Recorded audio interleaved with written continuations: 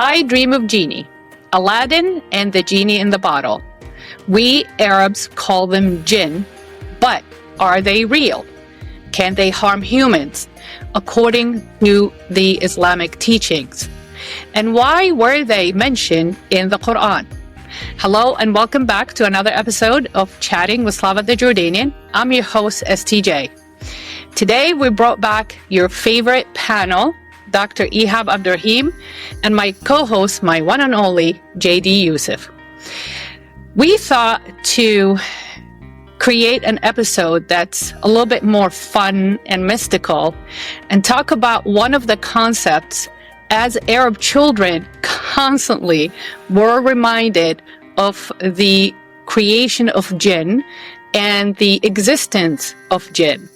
Our parents used this concept to scare us to behave and also to scare us in order for us to keep worshiping God, keep praying, keep fasting, giving to the poor, and following basically all the 5 pillars of the Islam faith. So welcome panel, and I would like to share with our audience what some of the research we have done defining Jinn. The most common question about Jinn revolve around their nature, their ability, and interactions with humans. People often ask if Jinn can be controlled or possessed. Other frequently asked questions concern their creation, appearance, and the concept of the Qareen, which is a Jinn that accompanies every single human. Now, I always, growing up, heard about the Qareen, but I did not realize that the Qareen occupies every single human from birth to death, and it can persuade the human mind to do good or bad. So just like the cartoons we used to watch when we were kids, when you have the good angel and the devil one side and the angel on the other side, and they're whispering to you, guiding you through life and helping you basically find the light or persuading you to do mischievous, basically. Let's start with Dr. Ihab Abdurrahim. Why did you want to discuss this today? It's the same. It's the same idea as what kind of you were discussing. It's something that, my parents, they never told me the full scope of the Jinn, or there was even a whole passage in the Quran about it. But, they almost kind of make it like a scary thing, like, oh, be careful. They might talk to you, like talk in your ear and persuade you to do the wrong thing. And it was funny, there was no, if I remember correctly, my parents never talked to me about that there was there's good Jinn, right? So that wasn't, it was always the bad Jinn. And that's kind of takes you in the idea of what, when movies are made here in the United States, all the Jinn movies that are made, other than the cartoons or I Dream of Jeannie or something like that, they're horror movies. They're always like, he's going to give you these 3 wishes, but he's going to want something from you, probably your soul in the end. So that's kind of how I grew up. It was more like a scary kind of, almost like the devil in a way. But we'll talk about that in a second. About the devil and the Jinn and how they're related. But JD Yusef has something very cool to kind of throw in here about where everything originates from. Yes, thank you, Dr. Ihab and Dr. Slava again. Very good to see you too, and hello to our audience, both listeners and viewers. Dr. Ihab and Dr. Slava will kind of elaborate kind of what is the Jinn, right? If you guys are unfamiliar, but this concept of good and evil, this Jinn, the devil, I thought it would be a bit enlightening to discuss kind of the framework of where it comes from. So believe it or not, 1200 BC is where we first get mentions or any sort of writings about the concept of this dualistic system, good and evil, heaven and hell, the devil, God, all these things, right? Believe it or not, it actually comes out of the framework out of Persia, Zoroastrianism. The prophet Zarathustra was actually the first one to kind of articulate these points. Some of these points, again, early Judaism, this is very, very novel to actually touch upon. So early Judaism was not dualistic at all in its development, how the people kind of practiced it. There was no concept of heaven and hell, believe it or not, and again, if, these Abrahamic faiths, we all kind of all descend from Judaism, that kind of speaks volumes, right? Let's see, there was no Satan figure or a concept of a judgment day. Here's where it gets kind of interesting. During the Babylonian exile, the Jews were exiled, of course, to Babylon by the Persians. Jews came under the influence of Zoroastrian beliefs for the first time. After the Persians allowed the Jews to return back to rebuild their temple in Jerusalem, Zoroastrian dualistic ideas started seeping into Jewish thought and theology, especially in the apocalyptic literature of the book of Daniel. But concepts like we're talking about today, Satan, a final judgment, heaven and hell, the concept of a Messiah, very interesting and I believe deserves a little light, right? But I can elaborate on that a little bit more later. So you're saying now Judaism had existed at the time, and then it was exposed to the Zoroastrianism, right? It was exposed to that, and that's where they pulled in from that into their faith the concept of heaven and hell, good, evil. Is that correct? Was that kind of, or at least is that what that article is alluding to? Yeah, correct. So, the religion of Judaism, again, we're told, I believe that their calendar dates back to 5,000, 4,000 BC, but it wasn't definitive. It wasn't written down. It was mainly passed down orally, right? Yes. So this being said, after their interaction with the Persians, that's when they started to actually write down stuff, especially after the exile out of Egypt as well with Moses. And, that's the first time it actually ever showed up in Judaism was after the exile. And how do we know that? Because there were two Talmuds. There's a Palestinian Talmud and a Babylonian Talmud. Both were actually a bit different. Right. So, they were juxtaposed to one another. You could see, this one had this type of influence. So really, really unique, very interesting. And by the way, this doesn't take away anything from the religious or the, value. I mean, if we're, again, open-minded, God speaks through us, educates us, and uses things, people, ideas to communicate with us. So interesting. I guess my question to JD Yusef was the concept of Jinn or Qareen. You are Christian Arab. Did that, was that part of your growing up narrative, so to speak? Did your parents teach you that concept to be aware of it? Because I want to show the audience that although we practice our faith in a very unique and different special way, but the Arab culture dominates our upbringing. So did your parents ever talk about that? Did you hear those concepts growing up? So Yusef, just one quick thing I want to jump in. Christianity, and it's gonna go right into what you're going to talk about. Christianity does not mention jinn. Am I correct on this? Just the religion itself. Correct. Okay. Correct. Now, here's where the culture comes in. This is the wonderful part of this. Go ahead. So thank you again for the question, Dr. Slava. And this is actually interesting. So again, growing up, we actually heard these stories, believe it or not. And I have one burned in my memory from my grandfather, CD, who used to travel the Middle East. The only place he never went to was Egypt. But he traveled the Middle East because he was in construction. So naturally, again, he's traveling everywhere. He remembers vividly while he was in either Samarra or Basra in Iraq that, they would be traveling at night and they would see like people out in the deserts. And his companions would say, those are the Jinn. We don't talk to them. We don't mess with them. So he remembers seeing these people. Of course, no vivid physical descriptions, but they were figures, right? And many of them, it's not like you just see one. It's almost like you can see them interacting. It sounds so crazy, like me speaking this and hearing myself, but it's again something that's taught. It's this cultural phenomenon, right? But here's also something interesting: this cultural versus this theological concept, right?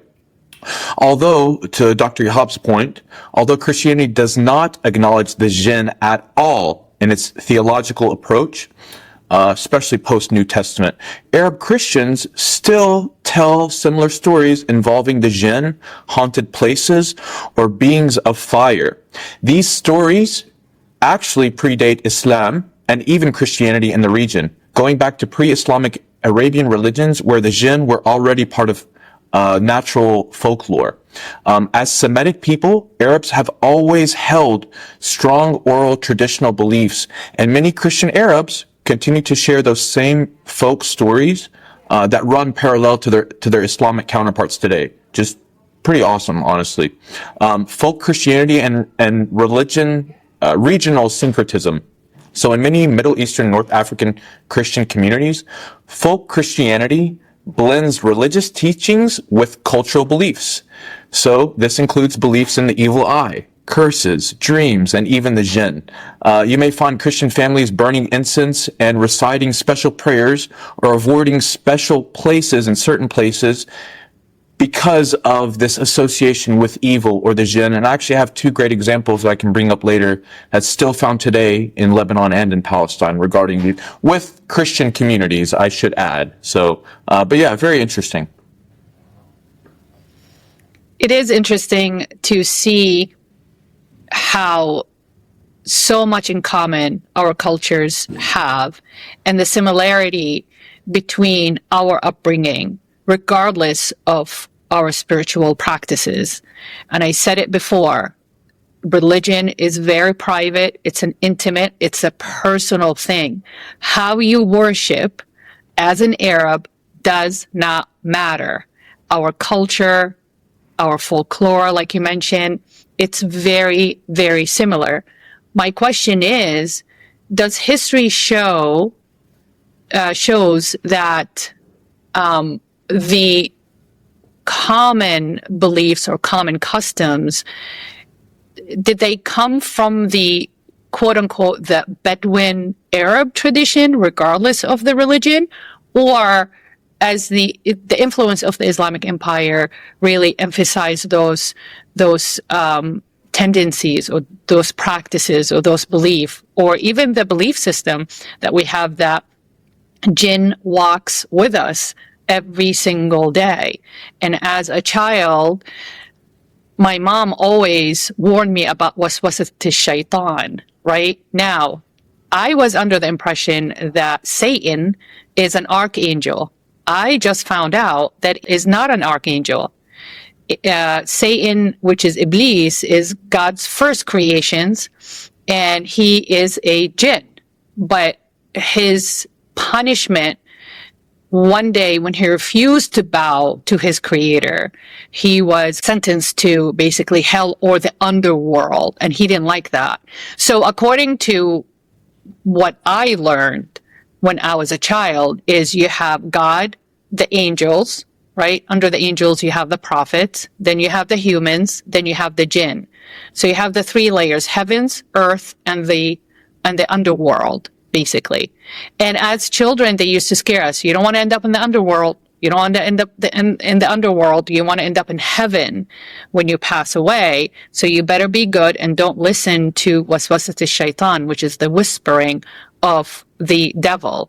And those are basically jinn. Now, there is a spot in the Middle East, I do not remember where it is for the life of me, and it's called the Valley of the Jinn. And I shared that episode or post or feed with Ihab. There are special people that can actually take you to that valley, and you can spend the night there. Wasn't it in Morocco? What, I don't know. I remember in Morocco or I don't remember honestly, but I can go back to it and put it in the comments below if you guys are interested. But they can appear as a form, as animal form, as a human form, as a whisper, as a sound, and basically what we call in Western world our intuition. So according to our culture, is that Qareen. Qareen is the jinn being that is assigned for every single human from the time of birth until we exit this world. Right. And Qareen can sway you either to the good or not so good, right? And that's what we call, I think, intuition, but it's very, very fascinating. We call it Arabic Qareen. And I've heard some people actually name their daughters Qareen, and I did not even know what it meant until today, believe it or not. So, yep. But that's very interesting. And Dr. Slava, if you don't mind, if I can briefly introduce kind of the concept of the jinn real quick for our audience. So just so we're clear, jinn as articulated in Islamic theology, right, are beings created by God from smokeless fire, right? And we kind of discussed this a little bit, Dr. Ihab and I, Yes. a little bit. And that's found in Quran chapter 55, verse 15. Like humans, they have free will. They live in societies and can be good, evil, or neutral, which is very interesting. They are invisible to humans unless they choose to be seen, right? And they live in a parallel dimension. So again, talking this out loud, like it's awesome. Yeah, now we're talking about dimensions now, yeah. Right. So, I mean, it's fascinating, right? Some jinn will even whisper evil suggestions, to their human counterparts. And also in surahs like Al-Jinn and Al-Nas refer to them directly. Just to be clear for our audience, jinn are not ghosts in this Western, Casper, perception, right? They're not really spirits of the dead. They are a distinct creation, right? Again, as articulated in Islamic theology, our Christian counterparts, especially if you're from the West, will not have any understanding or grasp of this at all.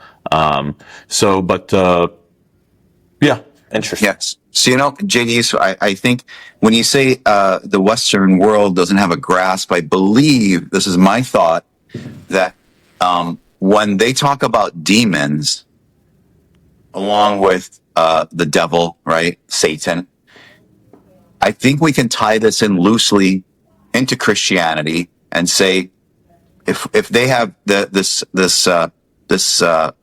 these teachings of Satan and demons, why can't we say that they are the jinn, all of them? Satan is a jinn, the demons are jinn, but they just have a different name for them, and they haven't really. They don't have like a separate, like in Islam, a surah for it. They might, again, I don't know about the Bible. They might talk about these, Satan and demons, but the interesting part is that when Iblis was created, he was asked to prostrate himself at once. So there are three creations by God, right? The angels are created from light. The jinn is created from smokeless fire, and humans are created from clay, correct? Once God created the humans from clay, I think that was his last creation, he asked all his other creations to prostrate themselves before Adam, and Iblis refused. That was the reason why he was cast down, because of his refusal of that order from God. And the reason why all the angels prostrated themselves is because they are not programmed that way to refuse God. At least from what I know, no angel can refuse God's order. But because, we were just talking about this, because jinn has their own mind to make a decision, good or evil. God gave him this. He must have given him this ability to do this. So once Iblis saw that, he goes, "Well, I'm not going to do that. He's made of clay, basically. These are the stories I learned. He's made of clay. I'm made of fire. I'm much more superior than Adam." But it wasn't that he probably absolutely can kill Adam, I'm sure. The jinn are very powerful. If they're made from fire and they have abilities beyond us, they're able to see us, but we can't see them. That's the other thing. And we can talk about interdimensional discussions now and how they can see across dimension and we can't see them into their dimension. That's a whole different subject, but it's interesting that, God gave, Satan or the jinn the ability to make those decisions. And here's another point. Adam wasn't able to make any kind of decision like that till Eve gave him the apple. If I am correct on this, to make him, give him the ability to think and that was the reason why, they were cast down to earth from heaven, right?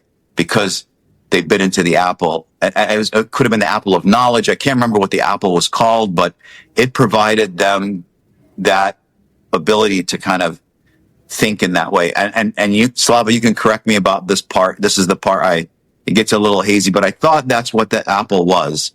That kind of, the kind of idea. Tree of knowledge. You're right. Yeah, it was a tree of knowledge, right?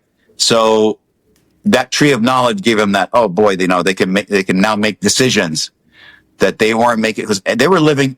Again, this is this whole idea of paradise and living, up there. They lived without that fear. They were just happy. Once they bit into that apple, that was it. Everything changed. And Iblis, Satan, is the one that tricked him into biting the apple, So it was very interesting. Actually, I think it was Eve that was tricked. And then she asked Adam or told Adam, hey, try that. She gave him the apple. But again, this is going back to a time where everything began and Iblis, Satan, wanted to corrupt Adam and Eve because of how he was treated by God and how he was cast down by God. So that was his, I think, revenge on us, his first revenge on humans. It's fascinating. So what we were taught is, yes, it is the tree of knowledge. The serpent was Iblis. Yep. He changed his form because Adam and Eve were living in heaven under God's protection, under God's guidance. They were just living. There's no life struggles. There's no challenges. There's no need for them to make decisions. It was all made for them. So when he was punished, Iblis, and he thought he was a lot more superior than humans. Humans made of mud. You step into mud, and I'm made of, smokeless fire. And he changed himself into the serpent, and he tried to persuade Adam to eat the apple. And God told Adam and Eve, if you touch that tree, you are going to be punished to be sent to earth, which is, again, a very inferior level of living, and you won't have any of those privileges. So part of the tafsir or their religious mindset saying that God was testing humans, see how or will they follow God's orders. That's number one. Also, he was testing Iblis' ability of what can he do and how far is he willing to go in order to defy God, right? So Iblis allegedly tried with Adam, and he failed persuading Adam. And when he saw that Eve has the influence on Adam, a romantic influence and loving, and she can actually, persuade him to do things, why don't I, gaslight basically Adam by getting through Eve?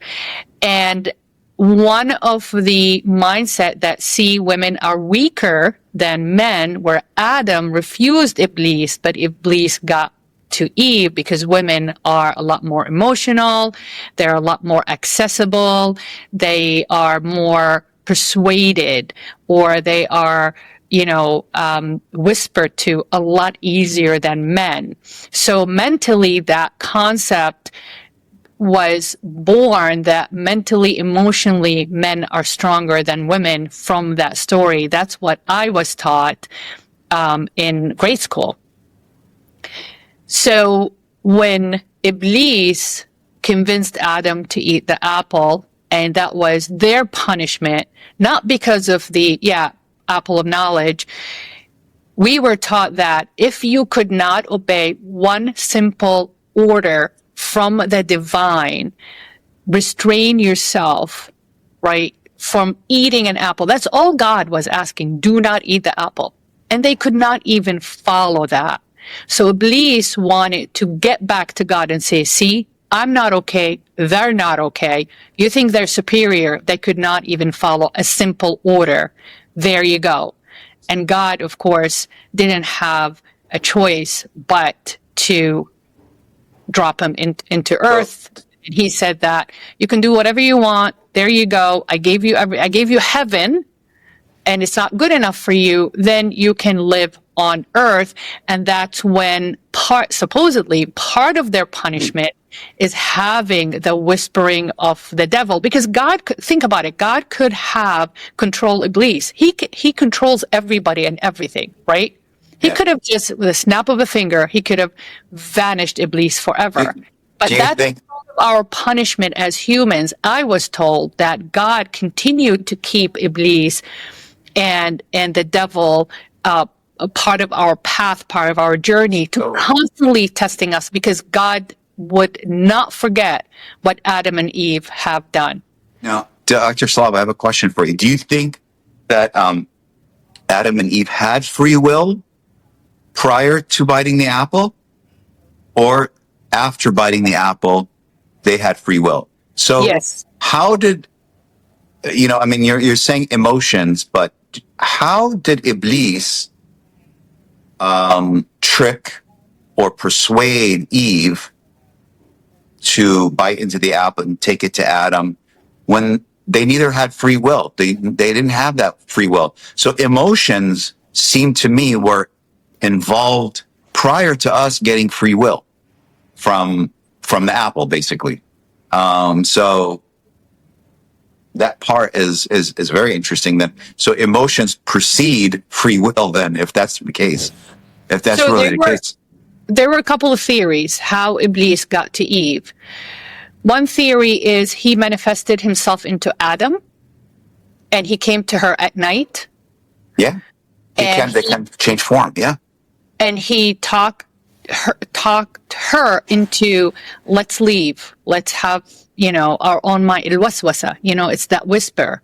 Because if Adam and Eve were in heaven and everything was controlled by God, that shows you the ability and the power of Iblis, that it actually can hack into that control condition that God have put together and get to Eve, mind and heart and ear to persuade. So allegedly, when she woke up from that dream, she said, she came to Adam and she told him what she dreamt. Now, at the same time, Iblis got into Adam in a way that he would believe Eve. Because if I came to you, Ihab, and I said, hey, I dreamed that we need to move to Arizona, whatever, and you're like, yeah, let's pack up and go.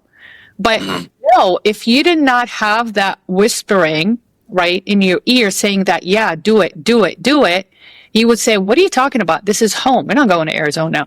But also Iblis had a hand in changing or controlling Adam's perception of that message to agree with her. And I said, okay. And she's like, all you have to do is take one bite of that apple and we be free from here. We'll have our own life. We can control everything. It's almost Iblis was,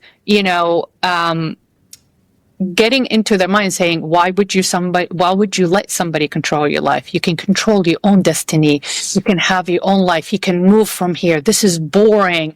Yeah. There's another life in another world where you guys can do whatever you want, build your own life without God's, control. Now, the other theory is, do you think God did not know what Iblis was up to? Of course he did. Did he let it happen? That's another lesson, another theory that we were taught, that God knew. It's all by God's will. God knew what Iblis is capable of. God let Iblis intervene because he could have stopped him. He could have just destroyed him. He created him, but he didn't. He chose not to. And the lesson that we were taught as children, because God, kun fayakun, if he wants it, it's going to happen. So it was not as simple as, I created Adam and Eve, they're going to live in paradise forever. What's the purpose behind that creation? Right? Yes. So God allowed Iblis to gaslight Adam and Eve. He allowed Adam and Eve to listen to Iblis. He allowed them to make their own decision to take a bite of that apple. And then he said, okay, that's your punishment. I told you so.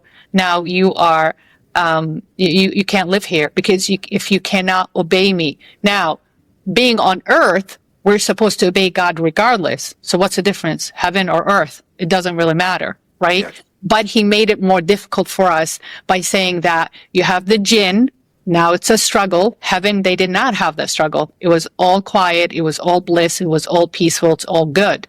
It's all pure. It's heaven, right? But now you're on earth. Not only I allowed Iblis to play that mind game with you guys. Now you're going to have more challenges being on earth because you're constantly, as a punishment, you're going to have the whisper, good or bad, and you guys have to choose. And those are the lessons we were taught. Now, whether these theory correct, of course, we cannot prove them. It's just their school of thought. School of thought came from Al-Azhar, which is the Islamic research center in Egypt, and the Wahhabism school of thought in Saudi Arabia. Those are the two Sunnis, knowledge, research, and, centers of the Islamic world. And I hope this makes sense. No, it does. Very fascinating. So, Qareen, I would like to move on to that concept. Qareen in Islam is a spiritual companion. It's actually a jinn, a creature made of smokeless fire, assigned to each human being from birth. This jinn is believed to be a constant companion, influencing thoughts and actions, though not possessing complete over a person. Okay? So that companionship accompanies a person throughout their life from birth to actually death, right? Now, my other question is, that's very interesting because I heard about Qareen growing up, but I didn't really realize that Qareen is with us from birth to death. But when I research why jinn had its own surah in the Quran, you said Surah Al-Nas or Surah Al-Jinn, those are the two surah that's mentioned in the Quran. And why would God, if he wants us to be challenged, why would God give us a knowledge through the Quran what jinn is all about? Because if you give somebody a challenge, you don't just reveal the secrets behind that challenge. So when I did my research, the jinn was mentioned in the Quran to explain God's power, to warn us against polytheism, to clarify the reality of our faith, to clarify the role of the jinn in life.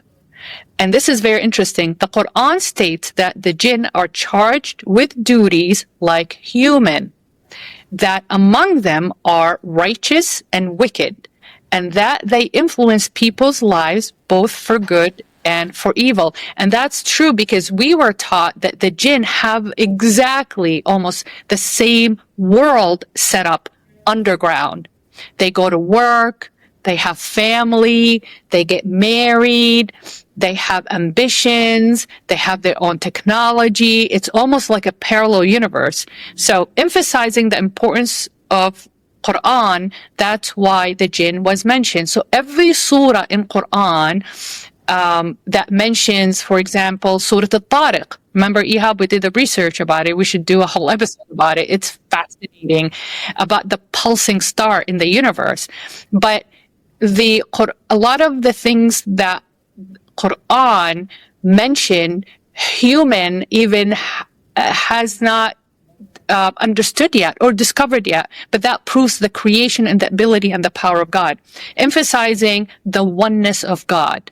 So if God knows it all, you have to believe there's only one God. How you worship him, that's what makes the difference between Judaism, Christianity, and Islam. So I hope this makes sense. Beautiful. It does. So the Qareen, again, it sounds like to me that, again, it's with every human there's a Qareen, and it sounds like they're always whispering bad things in your. There is no good Qareen, or is there? They can whisper that it's one Qareen. I know it's one, yeah. To sway you good or bad. It's like your intuition. It's the same one. Okay. It's the same. Yeah, it's the same one inside of you. It's only one figure. But Al-Qareen, it's a jinn. So jinn has so many different species, level of intelligence. And I always was taught that if a jinn manifests itself and shows itself to humans, that's not a very smart jinn. Right. But with the Qareen is a distinct, right? It's distinct from the general category. It's a jinn, but it's distinct from them because the Qareen, it's one Qareen with you for your whole life. And remember, the jinn has the ability to have free will and do what they want. So this one, and that's kind of interesting because when you have a Qareen, it has to be with you rather than be with you and walk away and come back and walk away. It has to be with you. So really that one doesn't have free will. It has to be with you. So that jinn is outside of the categories of the other jinn that are kind of have their societies and they move around and they do their thing and, you know, they're good and evil. So it's very interesting. We have that in our religion, that we all have that Qareen. And it's interesting that the Qareen is there and he kind of whispers things in your ear. But it sounds like it sounds like they whisper more of the things not to do rather than those things that you are to do, the good things in life. So we were taught as children that waswasat ash-shaytan, and that's the Qareen, probably. So Qareen is a jinn, it's a creation by God, but it's assigned to you from day one to your last day. So they have an assignment.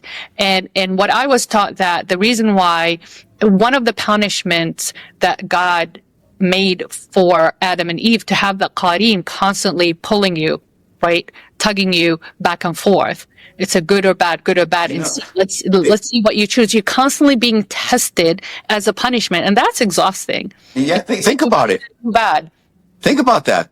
You have this Qareen, this jinn talking to you in your ear, pulling you in this negative direction, basically. Negative or positive. It could be both. Like, for example, the fact that, I'm not going to spook you out, the fact that you wanted to do the franchise, that was that nagging voice. It's a good thing. It's a good thing. It's a good thing. That could be your Qareen telling you this is good. When you, for example, get upset at your dad about their order, that's a Qareen telling you that, you know, he's so annoying. I don't have time for him right now. Right? It's the same thing. What makes you then? So here's the thing. He's giving you these ideas in your head, these negative ideas. Forget the positive ones. You have to have the ability to make the decision to pull yourself in a positive direction. And that's a tough thing because remember, if you think about it, and this is something that's you think is really happening, you have somebody in your ear talking, you know, these negative thoughts. You have to pull yourself. So if you think about this, and it's almost an imbalance, right? It's pulling you in the negative direction, and you have to pull yourself, your human self has to pull yourself into the positive direction, rather than having something in your other ear giving you some positive advice, and you have the one, the negative advice, and you making it a neutral decision in the middle. It's more you're being tugged on the negative side, and then you have to pull yourself back. So humans are always being tested, like you said, and being pulled away from to stray away from whatever thoughts, ideas, God, whatever it might be, into this one direction. And you got to re-establish your center and pull yourself back in. Well, that's tough. That's a very tough, that's a tough job for a human. On top of it, you have to live your life. On top of it, you have to care for your family. You have to keep your job. You have to stay focused. You have to stay away from anything that will harm your body, harm your mind. We're constantly being tested. That is the punishment of all by God, just because Adam and Eve did not listen. Now, you can ask yourself that if Satan is in their head, he's very persuasive. How could they resist? But that's the first lesson that God used to test Adam and Eve. How strong are you, right, in order to resist Satan's obsession or possession of your mind and soul? Now, think about it this way. If Adam and Eve were strong enough to resist that, will be no human being on earth. Yeah. Was it part of the narrative? Was that a plan? Yeah. The theory saying that, did God actually create Iblis? God knows everything. Yeah. He knows Iblis's ability. Was that part of the plan? Was he in on it? That, okay, I need to create more. I need to create something different. Let me just plug Iblis into the equation and see what happens, right? There is a saying in Arabic, الموت أرحم. There's so many people struggling with good and bad and good and bad. Not ritually get clearance or get like peace from it. بقول لك الموت أرحم, because I don't have to think about it. So right? you know what's interesting, Slava? Again, part of this was, so us as humans, we have this kind of tugging by the Qareen. The Prophet Muhammad is believed to have been protected from the negative influences of his Qareen, and his Qareen became Muslim. Very interesting. I don't mean to correct you. Jinn, I'm not sure if Jinn has religions. That is a very good question. I thought growing up, now this is me growing up, I'm hearing, you again grew up in Saudi Arabia, you have more knowledge in religion, but I thought they're able to be good, evil, neutral, and to pick a religion, Islam, because if they're good and they're picking a religion, remember they have free will, then they're praying to God, right? I mean, not Qareen. So Qareen is not Qareen. I'm saying just the Jinn in general. Not the Jinn. I agree. Yes, the Jinn is basically humans in another world. They have, like I said, jobs. They have temptations. There's good or bad. I don't know if they have crime in their world. I don't know if they drink water. I have no idea.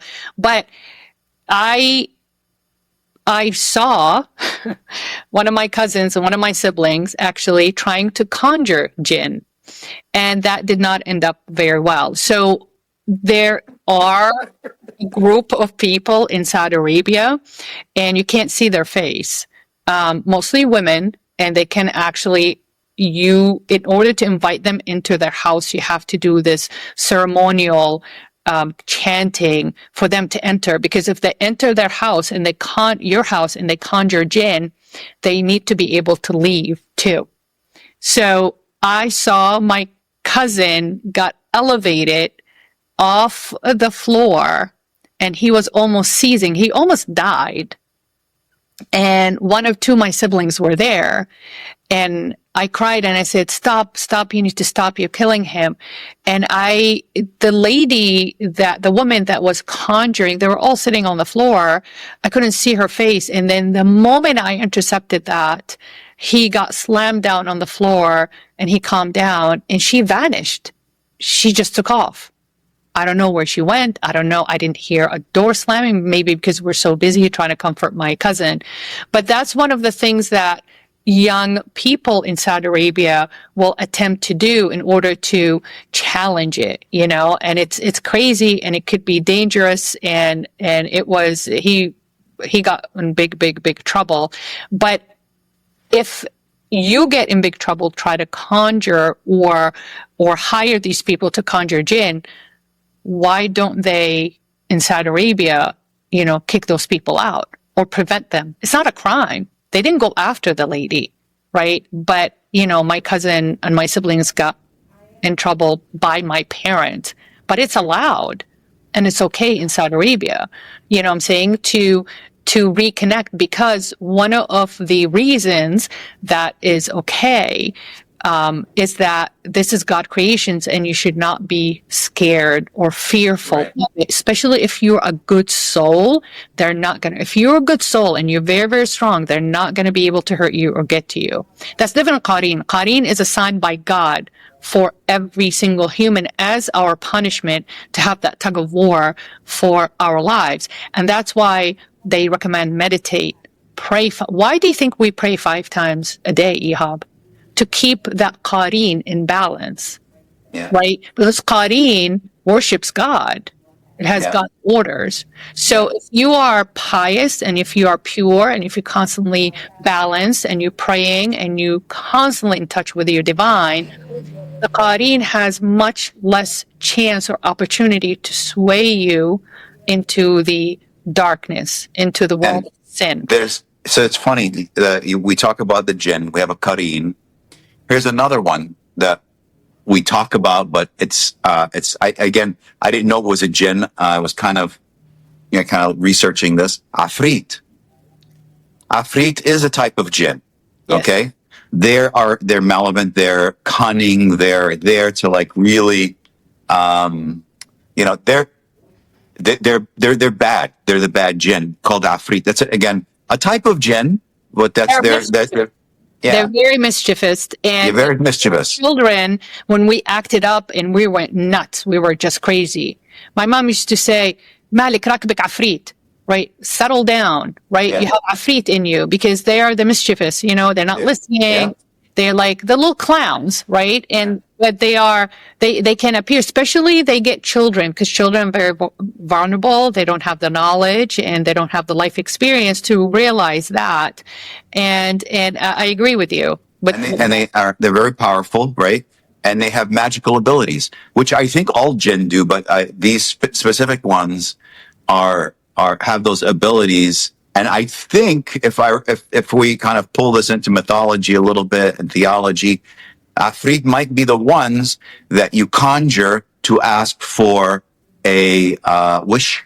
The 3 wishes from the genie that we hear about here in the United States, right?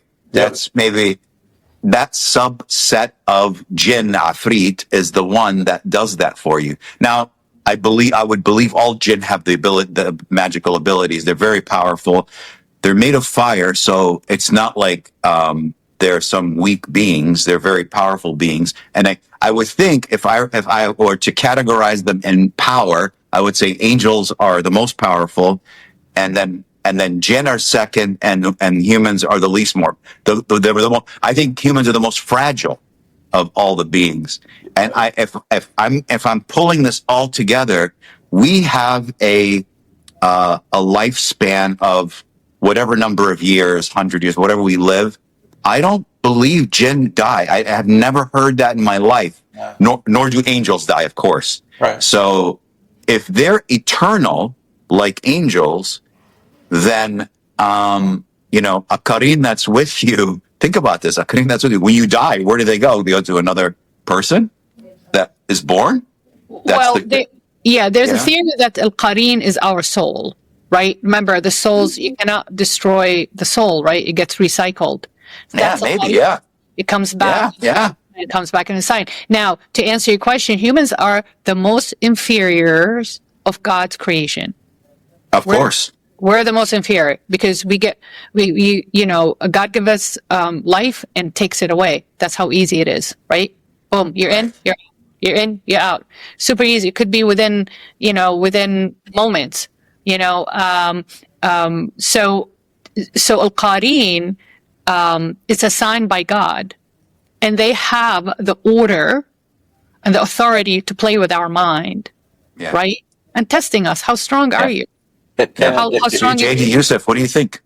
Yeah, it hasn't, been lost upon me, and nor our audience, again, from this Christian perspective, is, when we're hearing all this, what comes up to my mind is like exorcism, right? Which is, again, something that's practiced in Orthodoxy and in, I guess, the Roman Catholic Church as well. I think they still have that concept. But any other brand of Christianity, they don't believe in that. They don't consider it even a thing. They just think it's some sort of mystical, whatever, but it's a real thing where we come from. And even so much so that if our Muslim neighbors, who are our brothers and sisters, have something going on with them, something from the Jinn, and they don't know what's going on, like, you'll hear stories, hey, do something to them, pray over him, like, use whatever type of your prayer it is, right? So I can't tell you how many stories I've seen just like in Egypt too. This stuff kind of freaks me out, but just